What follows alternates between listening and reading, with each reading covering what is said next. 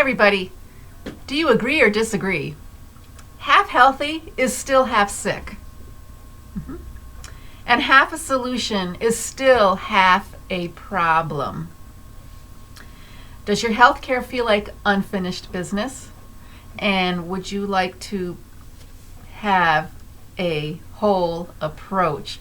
Wouldn't it be nice to find that somewhere? Because where have you dealt with unfinished business? Maybe in emergency medicine, which is too late. Annual screenings, which is an epic fail. Maintenance drugs, which I call a miserable decline. Surgery, extremely risky. And the traditional office setting, condescending. Let me go into this a little bit more. Emergency medicine, when you get there, it's too late. But it doesn't have to be too late.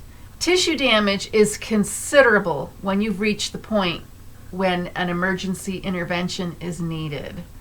But we can change that trend.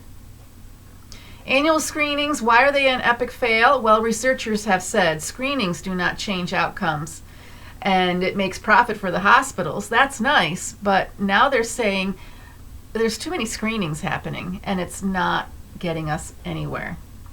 Maintenance drugs, why the miserable decline? Well, there is no medicine that restores health. You know that. Maintenance drugs do not rebuild failing tissues. What we need to do is step back and admit and figure out that we have tissue failure and we've got to step back and figure out where it began. Stick around. Surgery, of course, extremely risky. You know that. Why do you sign all those disclosure forms? Because unfavorable outcomes are high. Failed back surgery has its own insurance code. In fact, back surgeries have an 85% fail rate. And that's only one example. I can go into different specialties and talk about just the fail rate and just the unhappy outcomes with surgeries. Traditional office settings, I call them condescending, and you may relate to that. Doctors know they are limited by the bureaucracy of medicine. You have to wonder, how severe is your doctor's state of demoralization? Doctors commit suicide at double the rate of the rest of the population. That's a concern. They want to help people. They aren't able to. Now, you can invite them to join you on this healing journey. That's exciting. We do have an overburdened healthcare system. It helps you get somewhat better, but you fall through the cracks. So I want you to fill those cracks before you fall through the cracks.